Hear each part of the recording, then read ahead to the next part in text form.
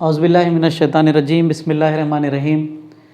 अज़ीज़ बच्चों, हमने पिछले 3 लेक्चर्स के अंदर हमारा पहला चैप्टर जो था मौजें, उसको हमने कंप्लीट किया।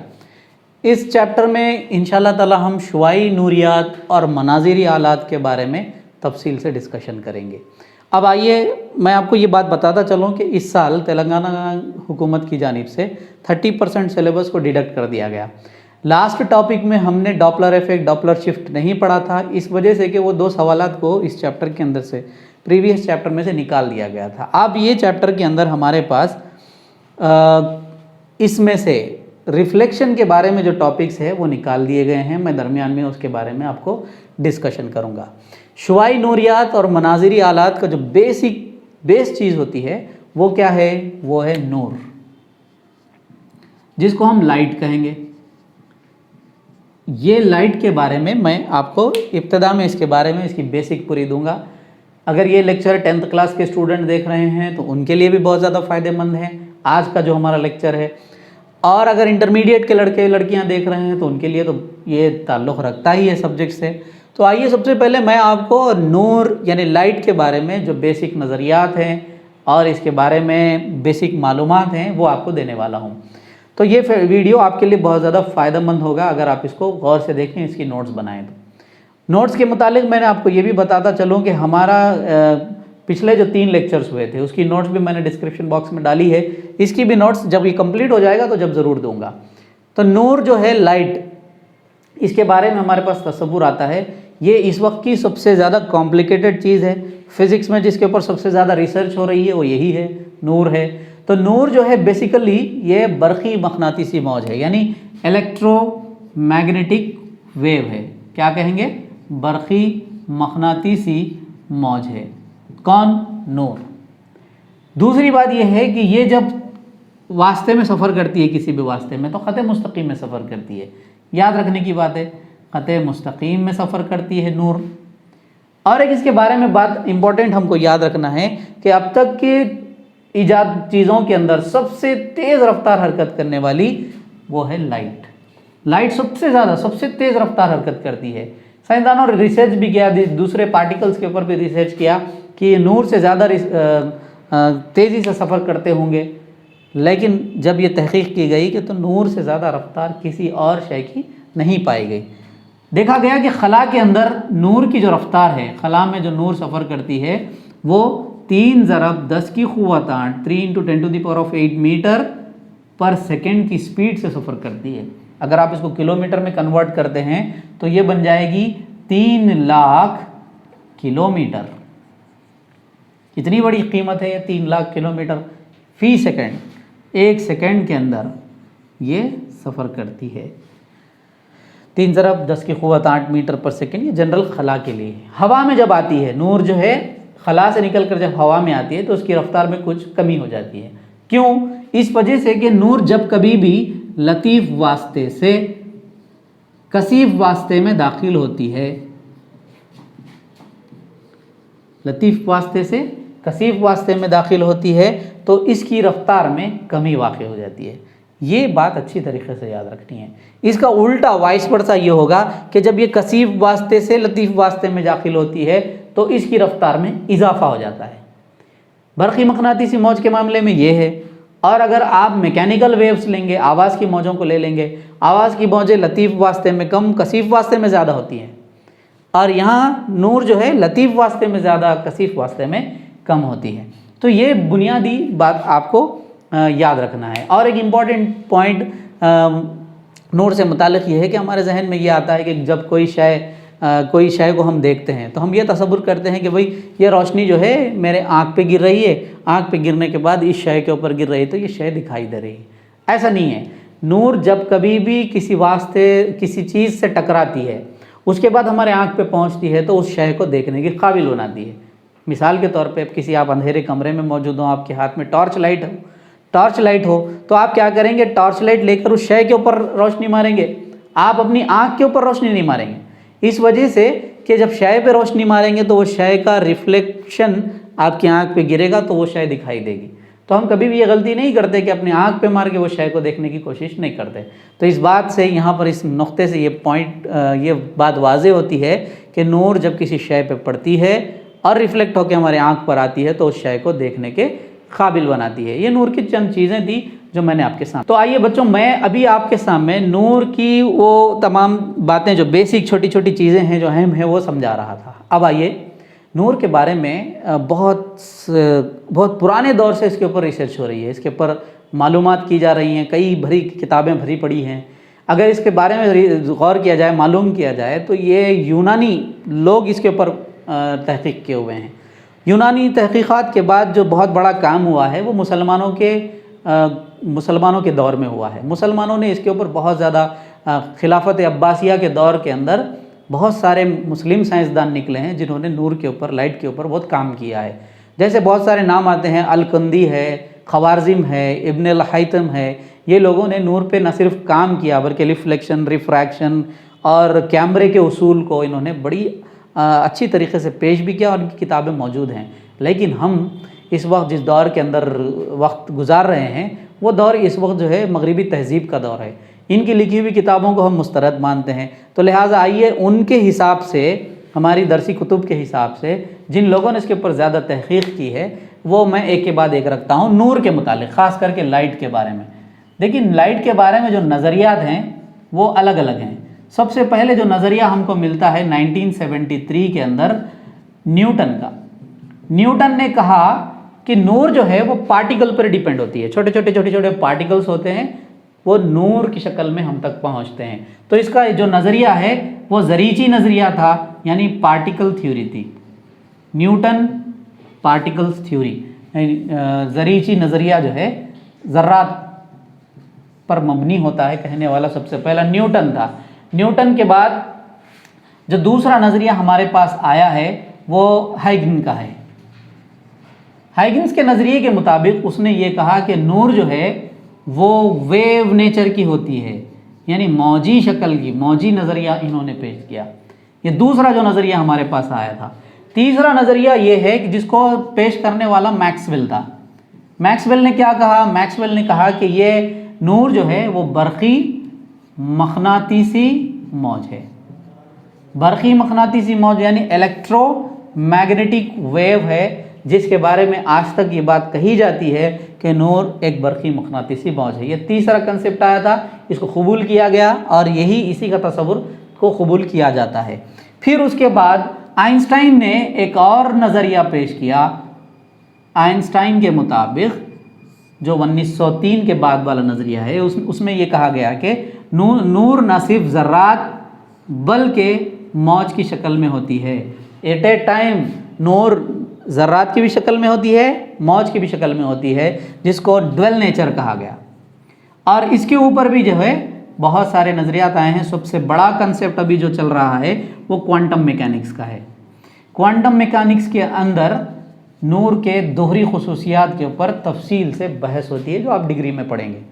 तो ये नज़रियात थे जो मैंने आपके सामने रखे।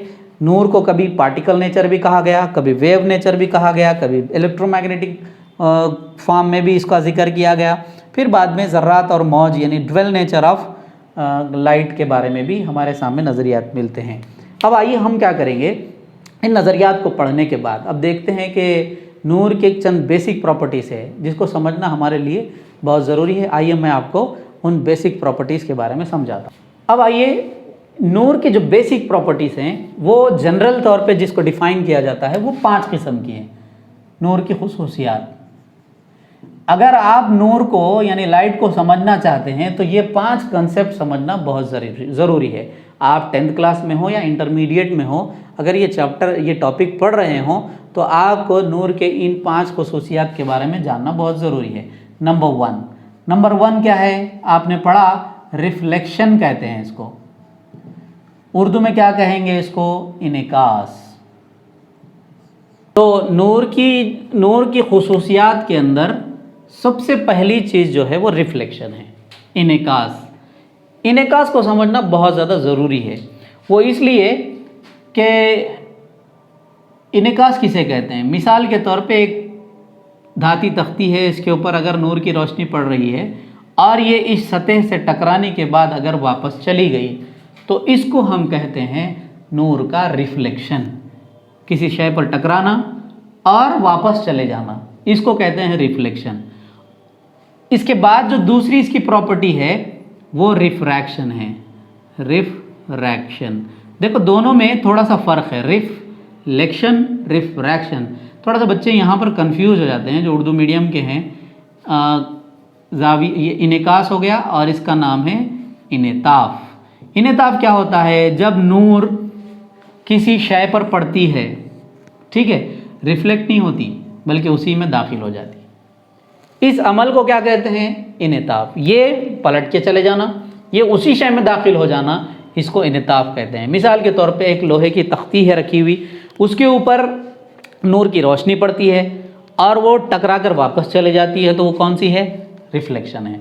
अगर वो समझो कि पानी है, पानी के ऊपर रोशनी पड़ने के बाद वो अंदर चली जाती है, तो वो क्या है? रिफ्रैक्शन है। अगर समझो कि पानी के ऊपर रिफ्रैक्शन नहीं होता था तो पानी के अंदर की मौजूद चीज़ें हमको नहीं दिखाई देती थी। अगर आप एक्वेरियम में पानी रखे हुए हैं और उसमें आपने मछलियाँ छोड़ दी हैं, अगर नूर की रोशनी उसमें नहीं गई तो मछलियाँ दिखती ही नहीं थी। तो लिहाजा इसका मतलब ये है कि नूर की रोशनी अंदर जाती है। अगर आप किसी स्विमिंग पूल के पास ठहरे हुए हैं, स्विमिंग पूल में कोई चीज़ आपकी गिर जाती है तो वो दिखाई देती है, इस वजह से कि नूर अंदर गई ना, अंदर जाने के बाद उसका रिफ्लेक्शन आपके आंख पे आ रहा तो अंदर की चीज़ दिखाई दे रही। ये बेसिक प्रिंसिपल आप याद रखेंगे। तीसरी चीज़ जो है आपको याद रखनी है वो ये है कि तदाखुल, इसकी एक तीसरी खुसूसियत है जिसको हम कहते हैं इंटरफियरेंस। इंटरफियरेंस क्या होता है? इंटरफियरेंस होता है कि मिसाल के तौर पे मैकेनिकी मौजों के अंदर हमारे पास एक पत्थर है, हम उसको बहुत ताकत से पानी के तालाब के अंदर फेंकते हैं, झील में फेंकते हैं, तो हम देखते हैं कि जैसे ही पत्थर पानी में गिरा उसके अतराफ जो है गोल दायरे नुमा मौजें निकलना शुरू हो जाती हैं और वो किनारे तक पहुंचती हैं। तो ये क्या है? तदाखुल है। इसी तरह यही अमल नूर के अंदर भी होता है। मिसाल के तौर पर अगर एक छोटा सा होल है, आप उसके ऊपर टॉर्च से रोशनी डाल रहे हैं, तो ये रोशनी जब इस छोटे से होल से निकलेगी तो ऐसी शक्ल अख्तियार करेगी। इस शक्ल के अख्तियार करने को क्या कहते हैं? तदाखुल। यानी नूर के अंदर ये भी खासियत होती है कि वो जब किसी छोटे स्लिट से दाखिल होती है तो इस तरह का शेप बनाती है, इसको हम तदाखुल कहेंगे। चौथा है, तदाखुल के बाद चौथा है डिफ्रैक्शन। डिफ्रैक्शन जिसको इनकिसार कहते हैं। इनकिसार का वर्ड हम बहुत सारे जगह पर सुनते हैं कि बड़ों के सामने आजिज़ी और इनकिसारी के साथ रहो। इनकिसार यानी झुकना। तो नूर के अंदर भी एक खासियत ये होती है लाइट के अंदर कि वो जब किसी किनारे पर पड़ती है तो मुड़ जाती है। ये मुड़ने की सलाहियत क्या कहलाती है? इनकिसार नूर कहलाती है। इनकिसार की मिसाल मैं आपको देता हूँ कि आपके सामने एक तेज़ धारी तलवार, चाकू या कोई ऐसी शय है जिसको आप सूरज के सामने रखते हैं, तो कुछ देर इधर उधर मूवमेंट करने के बाद अचानक आपके आंख पे उसकी चमक आती है। क्यों आती है? नूर उस किनारे पे पड़ के ऐसे मुड़ जाती है जो आपके आंख पे गिरती है, इस वजह से आपको एक चमक नज़र आती है। वो अमल जो है डिफ्रैक्शन है। सोचो कि अगर डिफ्रैक्शन नहीं होता था तो तदाखुल भी नहीं होता था। यहाँ पर नूर आने के बाद अगर नूर ये किनारे पे पहुँच के मुड़ती नहीं तो उस दूसरे इस होल से बाहर ही नहीं निकलती थी, तो इसके पास मुड़ने की भी सलाहियत होती है, जिसको हम क्या कहेंगे? इनकिसार कहेंगे। आखिरी और फाइनल चीज़ जो है वो है तख्तीब। इसको भी हम इसके बाद वाले चैप्टर में तफसील से पढ़ेंगे, लेकिन क्या होता है मैं इसका जनरल आपको थोड़ा सा इसके खुलासा दे देता हूँ। वो क्या है? तख्तीब किसे कहते हैं? तख्तीब से मुराद ये है कि जब नूर की मौज है तो वो नूर की मौज में दो हिस्से पाए जाते हैं। एक इलेक्ट्रो होता है और एक होता है मैग्नेटिक। इलेक्ट्रोमैग्नेटिक वेव होती है नूर की मौज, इलेक्ट्रोमैग्नेटिक वेव होती है। इसमें इलेक्ट्रिकल और मैग्नेटिक दो पार्ट्स पाए जाते हैं। जैसे मैं आपको इस वीडियो में इसमें जो इमेज बता रहा हूँ, इस इमेज के अंदर आप देखिए कि एक हिस्सा इलेक्ट्रिक है, एक हिस्सा है मैग्नेटिक है। इन दोनों को मिलाकर हम क्या कहेंगे? ये पोलराइजेशन कहलाता है। जब ये लाइट किसी हिस्से से पार होके जाती है तो इसमें से कोई एक हिस्सा बाहर निकलता है, इसको कहते हैं पोलराइजेशन ऑफ लाइट कहते हैं। तो आपको इस वीडियो में जो मौज दिखाई दे रही है वो मौज पोलराइजेशन कहलाता है। तो पोलराइजेशन टॉपिक में हम डिटेल से इसके बारे में पढ़ेंगे। अब मैंने आपके सामने यहाँ देखिए, आप आपको मैंने रिफ्लेक्शन बताया, रिफ्रैक्शन बताया, तदाखुल किसे कहते हैं मैंने बताया आपको, तख्तीब का भी एक छोटा सा कंसेप्ट दिया मैं आपको, इनकिसार नूर भी आपको बताया है। अब यहाँ पर और एक चीज़ बोलते हुए अपनी बात को आगे बढ़ाऊँगा, वो ये है कि नूर के अंदर और एक भी खासियत होती है, वो इंतशार की। इंतशार नूर कहते हैं जिसको, डिस्पर्शन, डिस्पर्शन ऑफ लाइट। क्या होता है, नूर जब किसी प्रिज्म पर पड़ती है तो 7 रंगों में बिखर जाती है। तो ये जो बिखरने का अमल है, नूर की एक सफ़ेद रंग की रोशनी 7 रंगों में बदल रही प्रिज्म से पड़ने के बाद, इस अमल को हम क्या कहेंगे, इंतशार नूर कहेंगे। इसके ऊपर भी हम रेनबो का कंसेप्ट इंशाल्लाह पढ़ेंगे। अब हम आगे जिस टॉपिक पे पढ़ने वाले हैं वो है इनेकास। अजीज़ बच्चों, हमने आपसे कहा था कि हमारे इस टॉपिक के अंदर चैप्टर नंबर 2 में इनेकास का जो अमल है, पूरा इनेकास है, कुर्रवी आयने हैं, ये सब निकाल दिया गया है। लेकिन मैं यहाँ पर आपको इनेकास और कुर्रवी आयनों का थोड़ा सा तारुफ दे देता हूँ, ताकि आगे जो कुछ टॉपिक्स हैं, कुछ मैथमेटिकल प्रॉब्लम्स है, वो आपको आसानी से समझ में आए। इसीलिए मैं इनेकास का तारुफ देते हुए कुर्रवी आयनों का थोड़ा सा आपको एक्सप्लेनेशन दूंगा। तो यहाँ इनेकास किसे कहते हैं, यहाँ सबसे पहली टॉपिक है हमारे पास इनेकास नूर, रिफ्लेक्शन ऑफ लाइट। कल के टॉपिक में इंशाल्लाह रिफ्रैक्शन के बारे में पढ़ेंगे। रिफ्लेक्शन ऑफ लाइट किसे कहते हैं हम, यानी ये एक समझिए कि एक धाती तख्ती है और इस धाती तख्ती के ऊपर हम एक रोशनी डाल रहे हैं। ये रोशनी जो है, इसका नाम हम देते हैं शुआ, ये शुआए वाक़े, यानी इसके ऊपर गिरने वाली, इंसिडेंस रे कहते हैं इंग्लिश में। और ये जब पड़ती है तो ये इस तरह से वापस चली जाती है। शुआए वाक़े, शुआए इनेकास, ये शुआए इनेकास है। और जब शुआए वाक़े इस तख्ती के साथ जो जाविया बनाती है, आई कहेंगे इसको कहेंगे जाविया वखू,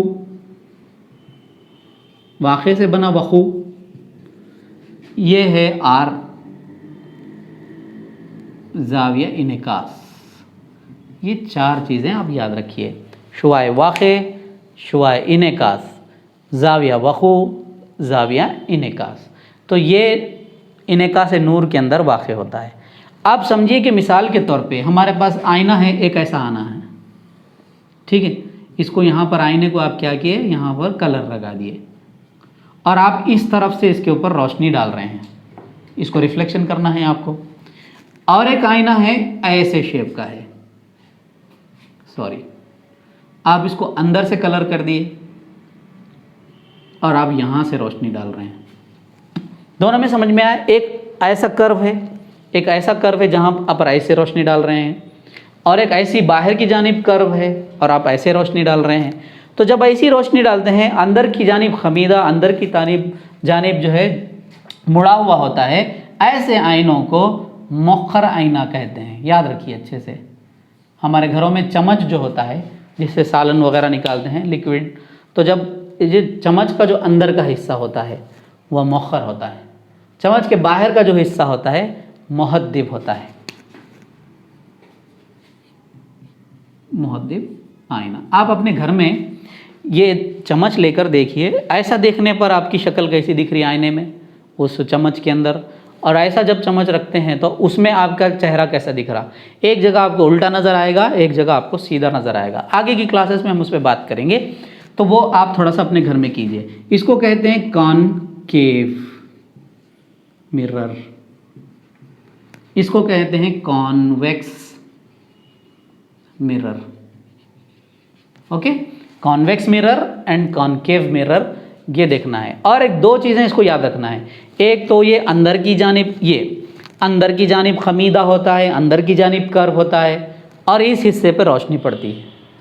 जब रोशनी इस हिस्से पर पड़ती है तो उसका नाम बदल जाता है, क्या होता है वो, मुहद्दिब होता है। और वो बाहर से ये है, अब देखिए आप, मैं बताता हूँ, हाथ मेरा ये जो है ना, ये जो उभरे हुए हिस्से है, अगर ऐसा रहा तो ये मुहद्दिब है, और ये क्या है, अंदर का हिस्सा मुहद्दिब, मौखर है। रोशनी इसको इस पर यहाँ से पड़ती है, इसके ऊपर जो रोशनी पड़ेगी यहाँ से पड़ेगी, तो इसको आप रोशनी के एतबार से भी, इसके खमीदा होने के एतबार से भी पहचान सकते हैं। तो ये थी मुहद्दिब आईना और मौखर आईने के बारे में। अब आइए मैं कुर्रवी आईने का कुछ हिस्से हैं, कुर्रवी आईने के कुछ हिस्से हैं जो आपको बताते हुए आज की मैं क्लास ख़त्म करता हूँ। ये समझिए कि कुर्रवी आईना है जो फुटबॉल की तरह है, इसमें एक सेंटर है लगा हुआ, हम एक नुक्ता बनाते हैं और इसको हम नाम देते हैं, मरकज़ है, ये कुर्रे का मरकज़ है, इसीलिए इसको क्या नाम दे रहे हैं, मरकज़ इन्हेना। एक एक पॉइंट को अच्छे तरीके से याद रखिए, इसको सी से जाहिर करते हैं, ठीक है। मरकज़ इन्हेना यानी सेंटर ऑफ कर्वेचर बोलेंगे, ठीक है, सेंटर ऑफ कर्वेचर, ठीक है। नेक्स्ट सेकंड नाम, ये नंबर 1। नंबर 2, ये पूरे कुर्रवी आईने के हिस्सों के नाम आपको अच्छे से याद रहना चाहिए।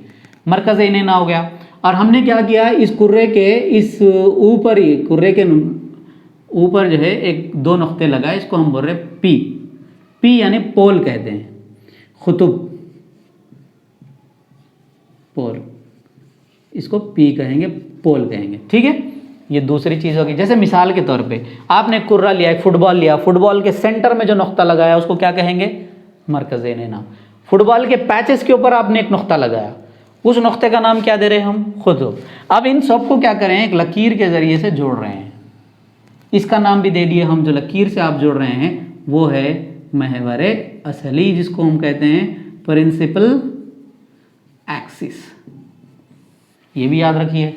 चौथे नंबर पे जो आता है कि इन यहाँ से यहाँ तक लेके हम मेजरमेंट कर रहे हैं, इधर से इधर या इधर से इधर, हमने मेजरमेंट किया यहाँ से यहाँ तक, जिसको हम आर बोल रहे हैं। आर क्या है, निस्फ खुतर इन्हेना। निस्फ खुतर इन्हेना बोले तो क्या कह लेंगे इसको, रेडियस। वहाँ सेंटर बोले तो यहाँ क्या बोले, रेडियस ऑफ कर्वेचर। 5वें नंबर पर जो आता है रेडियस ऑफ कर्वेचर, आपको समझ में आ गया ना, इसको आर कहते हैं। आपसे कहा गया कि रेडियस ऑफ कर्वेचर क्या होता है, तो आप बोलेंगे सेंटर ऑफ कर्वेचर और पोल के दरमियान के फासले को कहा जाता है रेडियस ऑफ कर्वेचर। अब फॉर एग्जाम्पल रोशनी यहाँ पर पड़ी थी, इस जानिब अगर रोशनी पड़ती है तो ये कौन सा है, मुखर। ऐसी सूरत में समझो कि अगर इसका इमेज यहाँ पर फॉर्म हो रहा है तो हम इसको कहेंगे एफ। क्या है ये भाई, एफ को कहेंगे फोकस या मास्का, ठीक है, फोकस भी कहेंगे, मास्का कहेंगे, इसको कैपिटल एफ से जाहिर किया जाता है। 6वां और आखिरी चीज़, ये फोकस और ये पी का दरमियानी फासला क्या कहलाता है, एफ कहलाता है। एफ के क्या है, फोकल लंबाई। फोकल लंबाई यानी फोकल लेंथ, इसको स्मॉल एफ से जाहिर करेंगे। ये 6 चीज़ें हैं जो आप अपने पास जहन में रखिए। आज की क्लास में हमने सबसे पहले क्या किया, नूर क्या है देखा, नूर के नज़रियात देखे, नूर की खुसूसियात देखी।